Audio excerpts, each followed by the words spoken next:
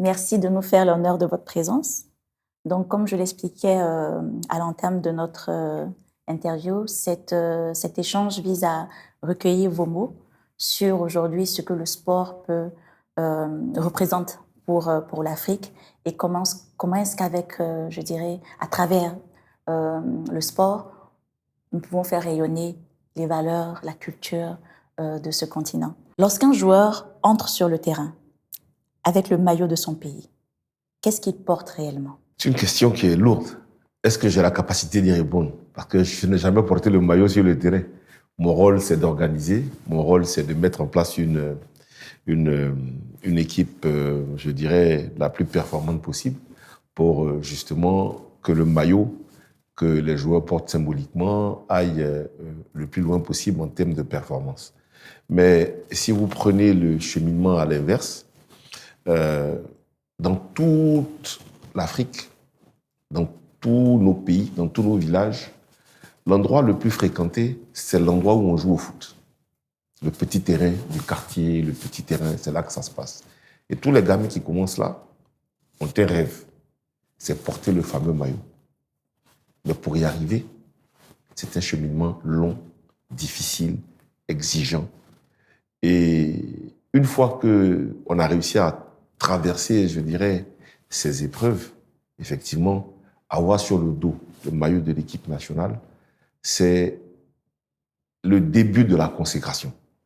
Je dis bien le début, parce qu'en réalité, le rêve est de porter le maillot, mais l'objectif, c'est que le maillot puisse être emmené au firmament, comme ça a été le cas lors de la CAN 2023 organisée en 2024 en Côte d'Ivoire. Donc, c'est une première étape de le porter, mais je dirais l'objectif ultime, c'est de faire que ce maillot qu'on porte permette à l'équipe de remporter le plus beau trophée africain qu'on a remporté en 2024 et participer à la plus haute compétition qu'est la Coupe du Monde. Donc, c'est une symbolique qui est extrêmement forte, extrêmement lourde, mais en même temps extrêmement valorisante. Parce qu'une fois qu'on a le maillot, on n'est plus seul. On a la nation avec nous. Voilà. En quoi, justement, ce maillot-là peut définir n'importe quel discours? Et là, vous nous avez donné la réponse. Effectivement, ce que le maillot national incarne, à travers le parcours même pour l'obtenir, et l'objectif derrière ce qu'il représente, c'est plus fort que tout. Ouais. Lorsque vous êtes arrivé à la tête de la Fédération ivoirienne de football, dans une période complexe, qu'est-ce qu'il fallait reconstruire en premier? En réalité, j'ai un avantage que beaucoup de personnes n'ont pas, c'est que je suis dans le football depuis... Alors, j'aime pas trop le dire parce que ça va me vieillir. Comme j'ai envie de faire jeune, c'est un peu embêtant. Je suis dans le football depuis plus de 40 ans. Et j'ai eu l'occasion d'être d'abord dans un club, qui est la SEC Mimosa, où j'étais... Mais même avant ça, j'ai été d'abord leader étudiant à Abidjan Université Club, à l'Université d'Abidjan. J'étais le président de l'Abidjan Université Club. Après, j'ai été vice-président de la SEC Mimosa, donc la plus grande équipe de Côte d'Ivoire, avec Roger Ouignet, qui en est actuellement le président. Après, j'ai été dirigeant de la fédération. Donc, j'ai franchi plusieurs étapes et ça m'a permis de connaître fondamentalement, non seulement le fonctionnement, mais aussi les forces et les faiblesses de notre écosystème. Et donc, quand j'ai été candidat, c'était avec une vision très claire. Et c'est vrai que nous sortions là d'un moment très, très difficile pour la Fédération ivoirienne de football, puisqu'il y avait eu des conflits en interne, de gros conflits. Il y avait eu une normalisation qui est restée pendant quelques temps. Et donc, quand je suis arrivé, le défi principal, c'était la pacification de l'environnement. Parce que vous savez, quand un environnement est conflictuel, vous ne pouvez pas exprimer vos capacités et vos compétences. Donc, c'est pour ça que le projet que j'ai présenté s'appelait « Rassembler pour développer ». Donc, les premiers actes ont consisté à appeler avec moi mes adversaires. Donc, j'ai fait venir des personnes qui étaient sur les listes de mes adversaires dans mon comité exécutif pour venir nous rejoindre, afin que nous puissions ensemble, parce que c'est l'objectif, œuvrer au développement du football ivoirien. c'est pas personnel. Je le dis toujours, moi je suis là aujourd'hui, je serai là encore, Inch'Allah, quelques années, mais je partirai. Avant moi, il y a eu des présidents qui ont fait ce qu'ils pouvaient faire sur la période où ils étaient là. Et donc, mon idée, c'est que, étant là, c'est appeler toutes les compétences pour que nous puissions ensemble faire évoluer le football ivoirien. Le premier enjeu, c'était ça, la pacification. Et puis, une fois qu'on a réussi à pacifier, il a fallu entamer maintenant les différents défis sur lesquels nous nous étions engagés. D'abord, l'amélioration de la gouvernance. C'est ce que nous avons réussi à faire. Ensuite, la relance de toutes les compétitions. Ce que nous avons réussi à faire. Compétition féminine, compétition de jeunes, compétition de football amateur, etc. Ça fait beaucoup de choses. Et puis, le repositionnement de notre équipe nationale avec un enjeu qui arrivait tout de suite, c'était l'organisation de la CAN. Parce que quand j'ai été élu en 2022, la CAN devait se dérouler en 2023. Et j'ai été tout de suite intégré au comité d'organisation de la CAN, le COCAN, en tant que vice-président. Et dans cette position, j'avais la responsabilité d'organiser cette compétition aux côtés du président Amisha. Qui est quelqu'un qui m'avait fait tout de suite confiance, connaissant mon parcours, me dire, écoute Idriss, le football, ça va avec toi, donc je te donne les cartes blanches, je donne les mains pour avancer. Et donc, on a pu avancer parce qu'il y avait deux défis. En fait, le premier défi était un défi organisationnel. Et je pense que là-dessus, je le dis toujours, il faut remercier le chef de l'État, le président Alassane Ouattara, parce qu'il a eu la force et l'ambition de demander l'organisation de la CAN en 2014. Nous sommes des Ivoiriens, on sait ce qu'on a vécu de 2010 à 2011. On sortait à peine de cette crise et il a voulu organiser cette compétition. Mais avec l'objectif de prouver au monde entier que la Côte d'Ivoire était de retour avec sa jeunesse. Donc, il a fait cette démarche. Ça a mis 10 ans, parce que c'est en 2014 qu'il a demandé, qu'on a obtenu, mais on a organisé en 2024. Donc, il a fallu, durant toutes ces années, investir, mettre de gros moyens, ce qui a été fait, avoir de beaux stades, faire de nouvelles routes, de nouveaux hôtels. Donc, il y a eu plus de $1 milliard d'investissements qui ont été faits dans le cadre de cette CAN. Mais une fois que ça a été fait, il faut mettre en œuvre l'organisation. Et donc, le premier challenge, c'était l'organisation. Et on a réussi à le mener. Et je pense que jusqu'à aujourd'hui, le monde entier parle de la CAN en Côte d'Ivoire comme étant la plus belle des CAN en termes d'organisation et en termes d'ambiance. Parce que, qu'on le veuille ou non, la Côte d'Ivoire, c'est le pays de l'ambiance. On a réussi à créer cette ambiance-là. Et puis après, le défi sportif, il a été digne des plus grandes séries, je dirais, de télévision avec un suspense et rebondissement, etc. Ouais. Bon, on a réussi à aussi obtenir le titre. Donc, c'était parfait. Mais je veux dire que c'est tous ces enjeux-là qu'on a essayé de mettre en œuvre. Et par la grâce du Seigneur, les choses se sont bien passées. Donc, ça s'est enchaîné très, très vite. Les défis de pacification, les défis de réorganisation, les défis d'organisation, les défis d'objectifs sportifs. C'est allé. Bon. Et on n'a même pas vu passer les 4 ans. Machallah. C'est impressionnant tout ce qu'on entend aujourd'hui. Qu'est-ce que cette période vous a appris? Mais c'est une période qui a juste conforté ma foi. Parce que, bon, pour ceux qui me connaissent, bon, c'est vrai que j'aime pas trop parler de ma personne, mais pour ceux qui me connaissent, j'ai beaucoup de foi. Tout ce que je fais, je le place sous le signe du Très-Haut. Et je suis régulièrement, je fréquente assidûment certains endroits où ma foi s'exprime. Et en fait, la foi ne doit pas dire que je crois et puis je m'assois. J'aime à dire que Dieu n'aime pas les paresseux. J'aime à dire que, en fait, quand vous avez des responsabilités, vous devez avoir la capacité de réfléchir, d'avoir une vision et de mettre en œuvre votre vision. à travers l'identification des besoins, des moyens, des objectifs, et puis évidemment des ressources humaines qui vous accompagnent dans tout ça. Quand vous avez identifié tout ça, vous mettez en œuvre un projet, un plan. Mais vous faites de votre mieux. En fait, vous mettez tout en œuvre pour que tout soit bien mis en place. Mais une fois que vous avez fini de faire ça, en âme et conscience, quand vous avez fait de votre mieux, le reste, c'est dans la main de Dieu. Absolument. Et vous ne pouvez pas changer le destin. Moi, je suis le président de la fédération, je choisis l'entraîneur. L'entraîneur choisit son staff. Le staff choisit les joueurs font l'entraînement.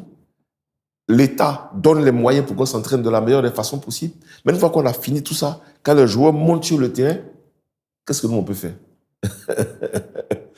Donc, quand on a bien fait tout ce qu'on devait faire en amont, de notre mieux, de la meilleure des façons possibles, on se confie au Seigneur.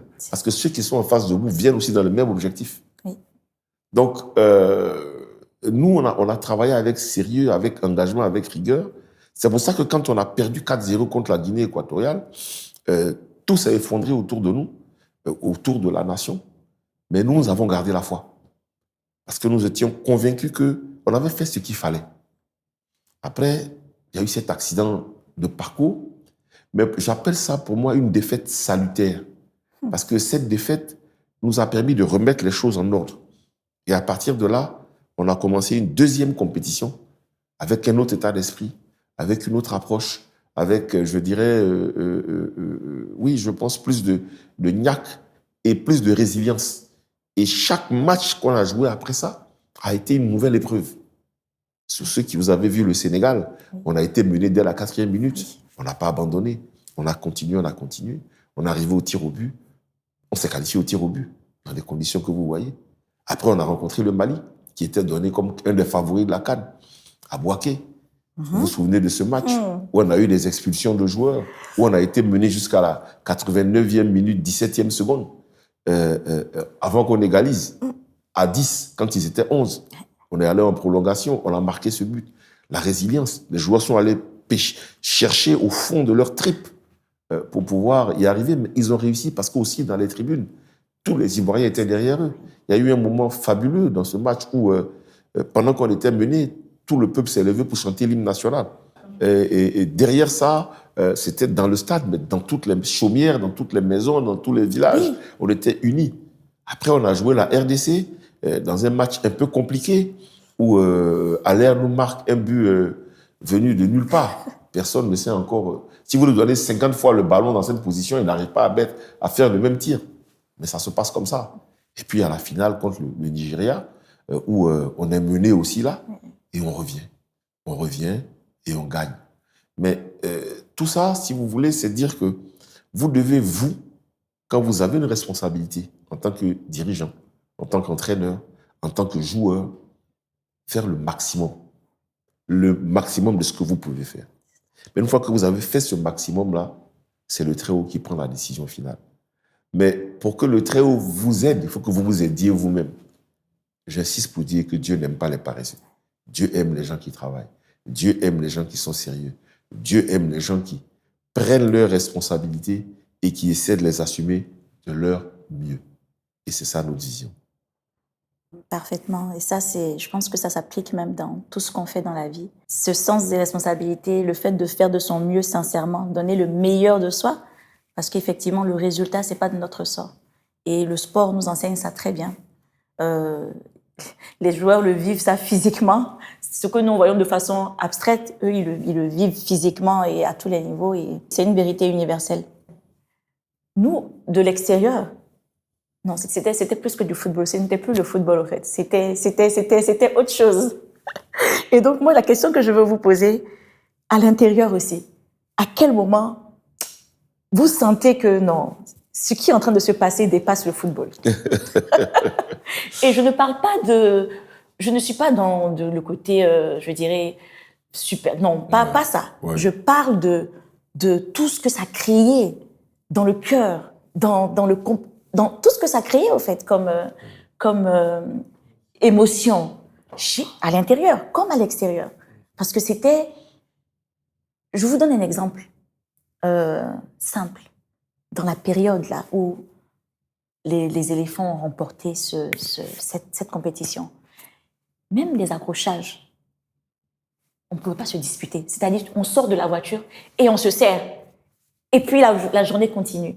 Il y a eu quelque chose qui a dépassé le football. Et à quel moment vous avez ressenti ça à l'intérieur? Ah, écoutez, pour moi, je l'ai dit, c'est le moment le plus important de cette CAN. Parce que vous savez, de l'extérieur, tous les Ivoiriens disaient on va gagner la CAN. Avant la CAN, chacun était dans une logique. Mais nous qui étions à l'intérieur, on connaissait nos carences et aussi nos forces. Donc, on savait que ça allait être une coupe d'Afrique difficile. Et en toute honnêteté, vu le niveau de l'équipe qu'on avait et les joueurs qu'on avait, on avait comme objectif d'arriver idéalement à minima en demi-finale. On a dit une fois que ça arrive, tout peut arriver. Et puis on a la défaite. La grosse défaite 4-0, l'humiliation même qu'on a. Et à ce moment-là, tout s'effondre. Mais là, je l'ai dit en une ou deux circonstances, ce qui nous a donné le plus de force, c'est le chef de l'État. Moi, j'ai eu la chance, le soir là, où on a perdu, de parler au président de la République pour vous dire que celui qui dirige la Côte d'Ivoire prend la peine d'appeler le petit président de fédération que je suis pour me demander, mais qu'est-ce qui s'est passé? Et moi, je réponds au chef de l'État, Monsieur le Président, je vous avoue que je ne sais pas. Quand vous regardez les statistiques, on a eu 75% de possession de balles, on a tiré 12 ou 13 fois au but, on a marqué 0 but. Eux, ils ont eu 25%. Ils ont tiré 5 fois, ils ont marqué 4 fois. C'est pas rationnel. Voilà, et donc, il me dit, ah, donc c'est compliqué.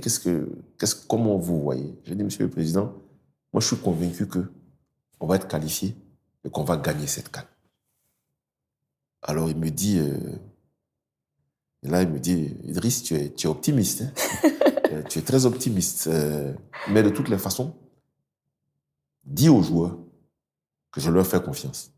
Je suis convaincu aussi que ça va bien se passer. Il ne faut pas qu'ils baissent les bras. Demain, je vais rencontrer Anthony Blinken, qui était de passage le ministre des Affaires étrangères. Et au cours de ça, je vais faire un message pour vous soutenir. Et le lendemain, il a rencontré effectivement Anthony Blinken, qui était de passage, qui était au stade. Et le président de la République a dit...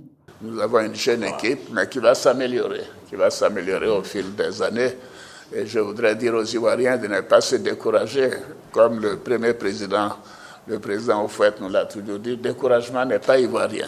Quand le chef de l'État lui-même, celui qui a mis son temps, son énergie, l'argent du pays, qui a fait ce choix-là, dans ce moment de doute, vous donne cette énergie. Mais fondamentalement, ça change votre approche. Parce que tout le monde nous avait abandonnés à ce moment-là. Tout le monde nous avait condamnés. Mais celui qui avait le droit de nous condamner pour ce qu'il a fait, il nous a fait confiance. Et ça, pour nous, ça a tout changé à l'intérieur du groupe. Parce que j'ai partagé ça avec les joueurs. Je leur ai dit, écoutez les gars, vous voyez finalement aujourd'hui, on est seuls devant notre destin. Comme on dit, la victoire a plusieurs papas, mais la défaite est orpheline. Mais celui qui nous a soutenus, c'est lui. Donc pour lui, il faut qu'on aille au bout. Mais quand on ira au bout, ce sera pour lui, mais ce sera pour son peuple. Parce que ce qu'il fait, c'est pour son peuple. Et ça a été pour nous un déclencheur et un catalyseur qui nous a soutenus tout au long de la compétition. Et on a vu chaque jour, après chaque match, après chaque victoire, le pays, ceux qui étaient sceptiques, ceux qui étaient critiques, ceux qui étaient négatifs, tout le monde est venu progressivement autour de nous. Il n'y avait plus de partis politiques, il n'y avait plus d'ethnie, il n'y avait plus de régions, il n'y avait plus de divergences. Il y avait un peuple, une Côte d'Ivoire, une nation, derrière son équipe. Et ce mouvement-là nous a permis d'aller au bout. Et je dis toujours, pour moi, le plus beau moment de cette CAN, après la victoire, c'est quand le chef de l'État, justement, est descendu sur le terrain et il a vu les joueurs l'ont vu. Les joueurs ont couru. L'image existe vers lui. Et lui, il a couru vers les... Je ne sais pas si vous vous rendez compte. Couru vers les joueurs. J'ai même eu peur, j'ai crié doucement, doucement, parce que je ne voulais pas que les enfants, dans l'émotion. Et il y a eu ça, ce moment-là, pour dire merci au président. Et il nous a dit merci. Et merci au peuple de Côte d'Ivoire. Donc, si vous voulez, pour nous, ça a été l'élément le plus important et le plus... Pour dire que quand nous sommes ensemble, on peut déplacer les montagnes. Et pour dire aussi au peuple de Côte d'Ivoire que nous, au niveau de la fédération, nous, au niveau de l'équipe nationale, et les joueurs, ensemble, on a un seul objectif, c'est faire de notre mieux pour que le peuple soit heureux et soit fier. On le fait toujours de notre mieux. Après, c'est Dieu qui décide de la suite. Mais il faut que le peuple ivoirien sache qu'on ne posera jamais d'acte qui puisse porter préjudice à notre maillot, à notre drapeau, à notre pays. On fait tout pour que tout se passe bien, en toutes circonstances. Selon vous, le football africain peut-il devenir justement un langage d'unité pour le continent et sa diaspora? Il faut regarder ce que le Maroc a réalisé en 2022 au Qatar. Il y avait plusieurs équipes africaines qui ont commencé. Et puis, au fur et à mesure, elles ont été éliminées. Et puis, il est resté le Maroc. Mais toute l'Afrique était avec le Maroc. Toute l'Afrique s'est trouvée, s'est réunie, était derrière le Maroc. Toute l'Afrique a porté la fierté du Maroc. Ça veut dire qu'aujourd'hui, on va à la Coupe du Monde, on a 10 équipes africaines qui partent. Mais à un moment, toutes ces équipes vont devenir une ou deux.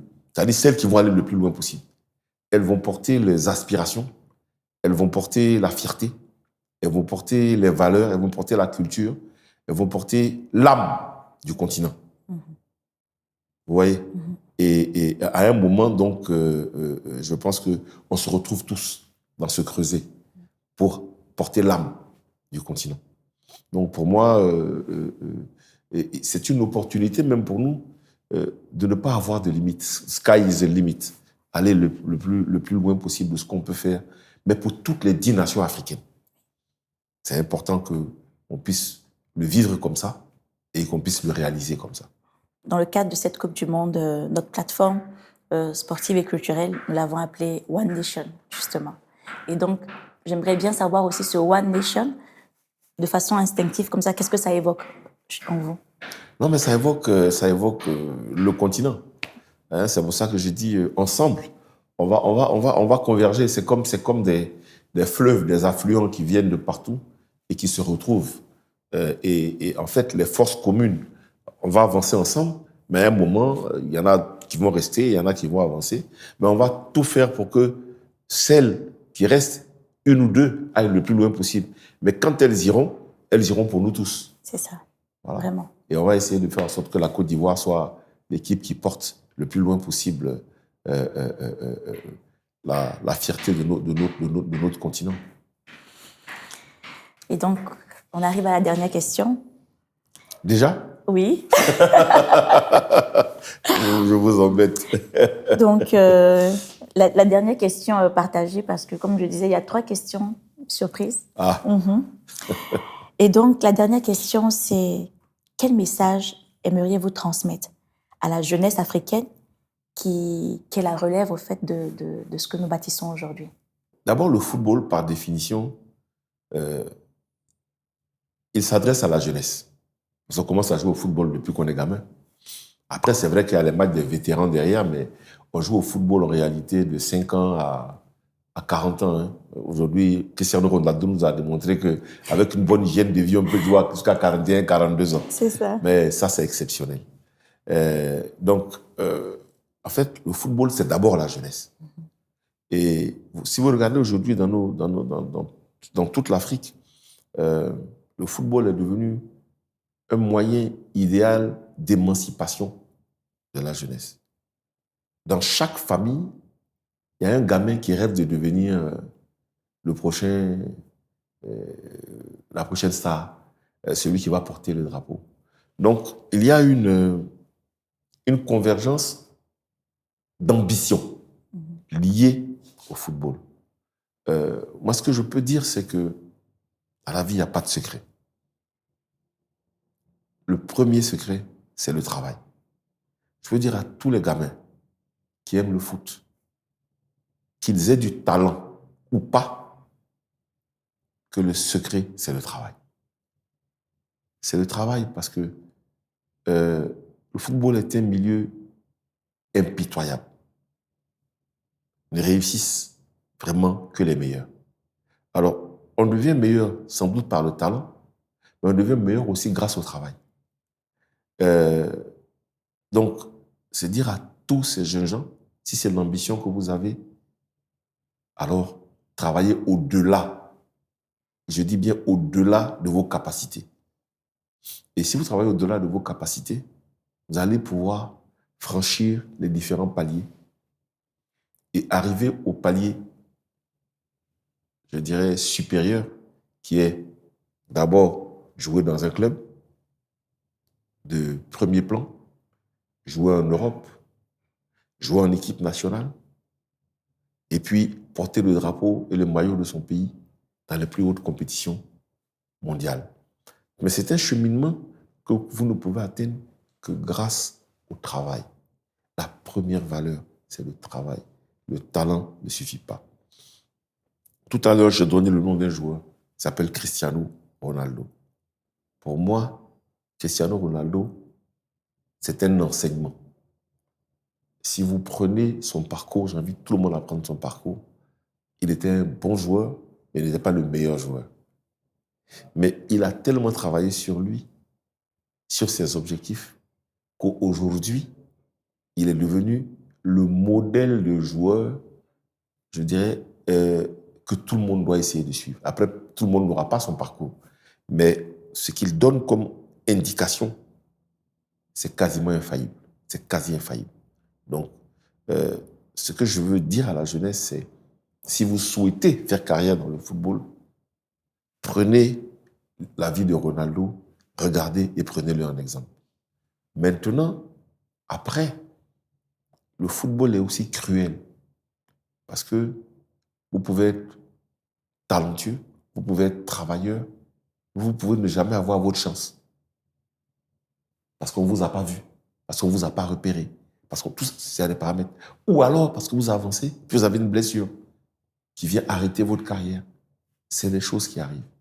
Mais même si ça arrive, si le football ne vous permet pas d'accomplir ce que vous avez souhaité accomplir, c'est une porte qui se ferme, mais c'est une autre porte qui peut s'ouvrir.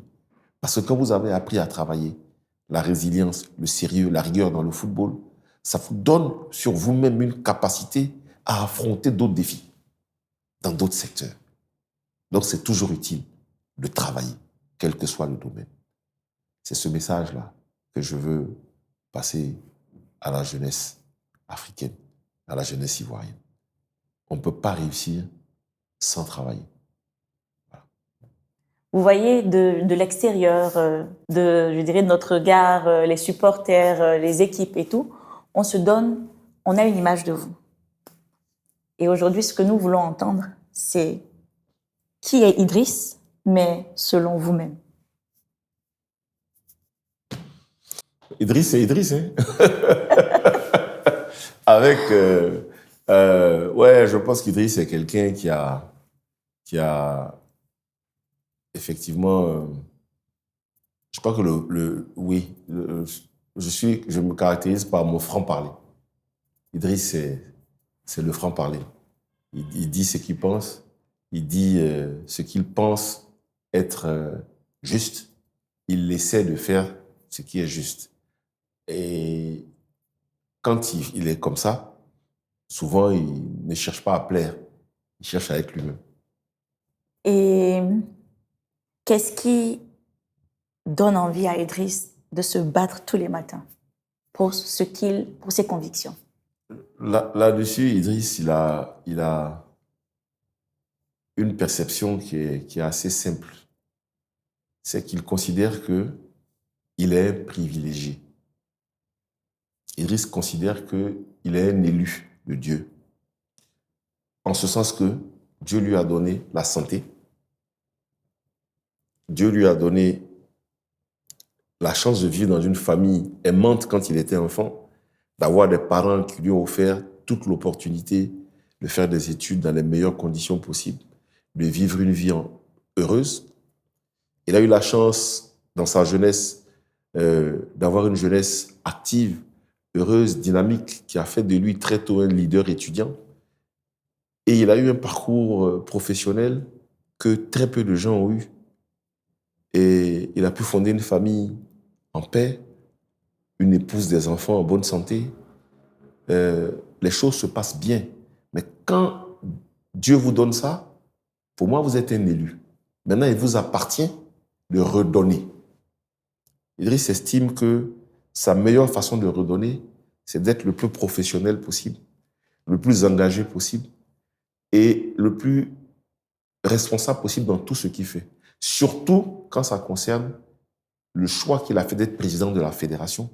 Il faut qu'il redonne à son pays ce que son pays, sa famille et Dieu lui ont donné.